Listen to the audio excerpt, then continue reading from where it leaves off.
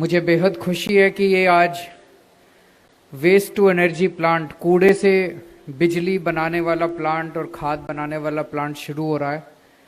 और इस मंडी में जितना भी डेली बेसिस पे कूड़ा जनरेट होगा, वो सारे कूड़े से रोज बिजली बनाई जाएगी।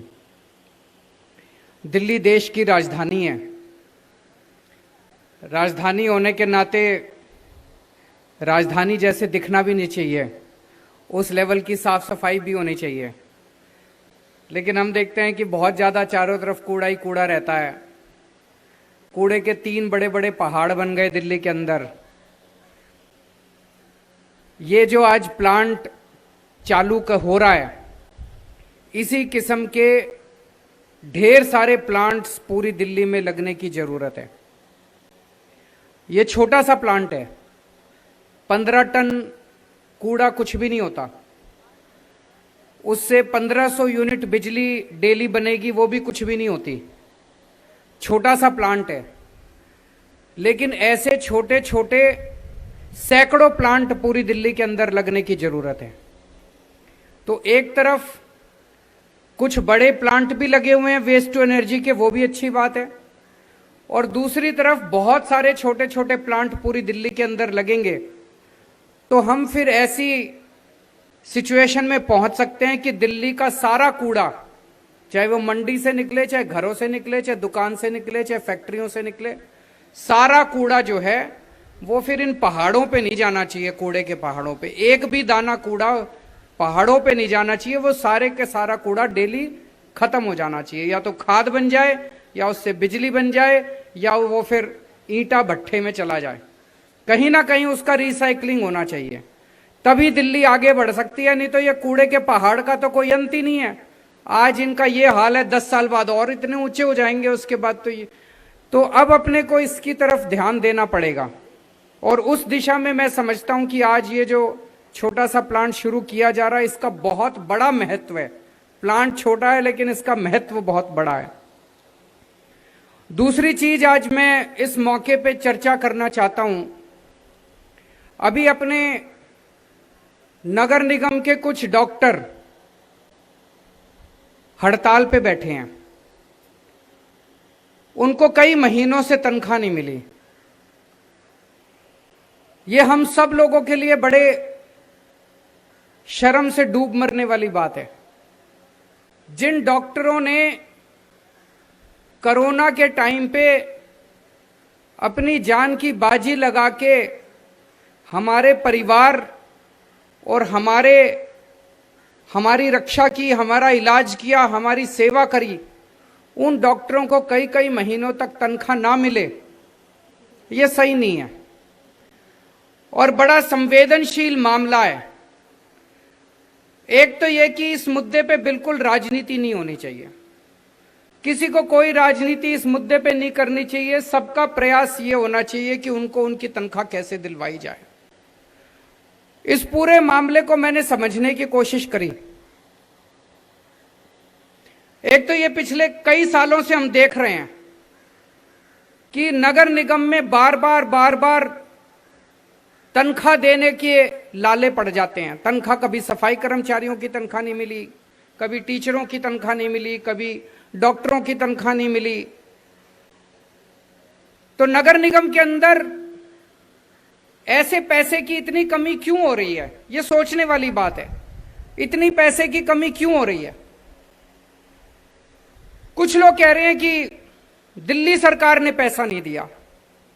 मैंने सारा पता किया, वित्त मंत्री यहीं बैठे हैं, फाइनेंस मिनिस्टर यहीं बैठे हैं। मैंने सारे अधिकारियों से पूछा, एक एक पैसा जितना बनता था, संविधान के अंदर, कानून के अंदर साफ साफ लिखा है, भाई टैक्स तो आप लोग देते हो, आपका पैसा है, मेरा पैसा तो है नहीं, मनीष जी का पैसा तो है नहीं। संविधान में लिखा है भाई इतने पैसे आएंगे, ऐसे ऐसे बटेंगे। जितना पैसा संविधान में लिखा है उससे 10 रुपए फालतू दिया है अभी तक हमने। 2013 में, 2014 में, हमारी सरकार तो 2015 में आई थी। 2013 में कांग्रेस की सरकार थी। 2014 में राष्ट्रपति शासन था, बीजेपी की सरकार थी। उन दिनों में जितने पैसे देते थे नगर निगमों को, हम लोगों ने उससे दुगने तिगुने पैसे देने शुरू कर दिए नगर निगमों को। तो वो पैसे कहां गए? 2013 2014 के बाद नई भर्तियां तो हुई नहीं एमसीडी के अंदर, कोई कर्मचारियों की तनख्वाह भी नहीं बढ़ी दुगनी तिगुनी। तो अगर हमने पैसे दुगने तिगुने देने चालू कर दिए तो नगर निगम में पैसे जा कहां रहे हैं? सफाई कर्मचारियों की तनख्वाह क्यों नहीं मिल पा रही? डॉक्टरों की तनख्वाह क्यों नहीं मिल पा रही? टीचरों की तनख्वाह क्यों नहीं मिल पा रही? सोचने वाली बात है। तो दिल्ली सरकार का जितना पैसा बनता था उतना एक एक पैसा दे दिया। उल्टे अभी हमने पिछले 3-4 दिन से, जब से ये सारा मुद्दा चल रहा है, मैंने सारा पता कराया, हमने इतना ज्यादा पैसा लोन के रूप में दे रखा है कि नगर निगमों को दिल्ली सरकार का 3800 करोड़ रुपया, 3800 करोड़ रुपया वापस करना है लोन का। हमने पैसा नहीं देना, नगर निगमों को 3800 करोड़ रुपया वापस करना है हमारा। जल बोर्ड पानी देता है नगर निगम को, 3000 करोड़ रुपया जल बोर्ड का बिल बकाया पड़ा है, जल बोर्ड को वापस करना है नगर निगमों ने। तो हमने तो अपना पैसा उल्टे ले नहीं रखा, उनके पास पड़ा है। फिर मैंने पता कराया तो केंद्र सरकार पूरे देश में जितने नगर निगम हैं उनको ग्रांट देती है। पूरे देश में जितने नगर निगम हैं उनको ग्रांट देती है केंद्र सरकार, 485 रुपए प्रति व्यक्ति के हिसाब से। उस नगर निगम में जितने लोग रहते हैं 485 रुपए प्रति व्यक्ति के हिसाब से। पूरे देश में सारे नगर निगमों को केंद्र सरकार ग्रांट दे रही है। पिछले कुछ सालों से दिल्ली के 3 नगर निगमों को ग्रांट नहीं मिल रही केंद्र सरकार से। पूरे देश में सारे नगर निगमों को ग्रांट मिलती है, दिल्ली को छोड़ के। दिल्ली में 2.25 करोड़ जनसंख्या है, 485 रुपए प्रति व्यक्ति के हिसाब से लगभग 1100-1200 करोड़ रुपए प्रति वर्ष बनते हैं। 10 साल के बन गए 12,000 करोड़ रुपए। 12,000 करोड़ रुपए केंद्र सरकार ने देने हैं नगर निगम के। केंद्र सरकार को देने चाहिए। अगर केंद्र सरकार पैसे नहीं देगी तो नगर निगम कैसे चलेंगे? पूरे देश के अंदर नगर निगमों को पैसा देती है केंद्र सरकार, दिल्ली नगर निगम को नहीं देती। ये तो गलत बात है। दूसरी चीज, मैं थोड़ी सी नगर निगम में चाहे किसी भी पार्टी की सरकार को हो, है तो अपने भाई, अपने ही लोग हैं, उनसे हाथ जोड़ के विनती करना चाहूंगा, थोड़ा सा सही से चला लो नगर निगम। ऐसे इतना मिसमैनेजमेंट, इतना भ्रष्टाचार जो नगर निगम में हो रहा है, ऐसे तो काम नहीं चल सकता। मैं आपको एक उदाहरण देता हूं। अभी मैं परसों एक फ्लाईओवर का उद्घाटन करके आया। ये सीलमपुर वाला फ्लाईओवर, शास्त्री पार्क वाला फ्लाईओवर परसों मैंने उद्घाटन करा।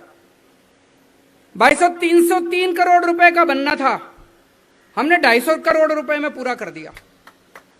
53 करोड़ रुपए बचा लिए एक फ्लाईओवर में।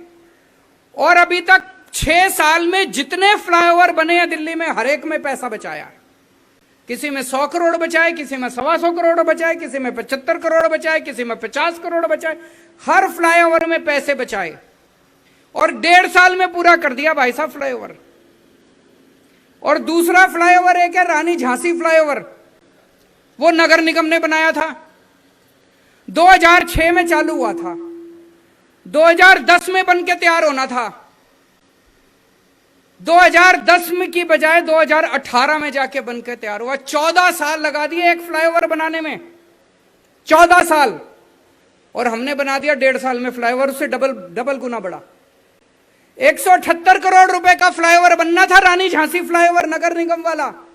178 करोड़ की बजाय 750 करोड़ रुपए का फ्लाईओवर बन के पूरा हुआ है। एक फ्लाईओवर में 550 करोड़ रुपए ज्यादा लगा दिए। कहां गए ये पैसे? कहां गए ये पैसे? सबको पता है कहां गए पैसे। तो भाई साहब, इतने भ्रष्टाचार से, इतने मिसमैनेजमेंट से फिर जनता, आखिर जनता यही कहती है ना जी, कब तक दें टैक्स आपको? कितना टैक्स दें आपको? घाटे में ही चलेगा नगर निगम, फायदे में कैसे चलेगा? ऐसे तो नगर निगम नहीं चल सकते। आपको भ्रष्टाचार कम करना पड़ेगा, अब समय आ गया है। अब ये नहीं है भाई जब मर्जी पहुंच जाओ, पैसे दो जी, पैसे दो जी, पैसे दो जी। पैसे जा कहां रहे हैं? जनता ये पूछना चाहती है पैसे जा कहां रहे हैं, डॉक्टरों को तनख्वाह क्यों नहीं मिल रही। अभी अभी आने से पहले मैंने पता किया 12,000 करोड़ रुपए का टोटल बजट है नगर निगम का, 6,000 करोड़ रुपए की तनख्वाह का बजट है। तो 12,000 करोड़ रुपए तुम्हारे पास आते हैं, 6,000 करोड़ रुपए की तनख्वाह देनी है तो तनख्वाह तो दे सकते हो, तनख्वाह क्यों नहीं जा रही, डॉक्टरों की तनख्वाह क्यों नहीं मिल रही। मिलनी चाहिए डॉक्टरों की तनख्वाह। डॉक्टर क्यों बैठे हैं हड़ताल के ऊपर, उनको हड़ताल पे नहीं बैठना चाहिए, उनको हड़ताल की बजाय उनको अस्पतालों के अंदर बच्चों का इलाज करना चाहिए, हमारे परिवार के लोगों का इलाज करना चाहिए।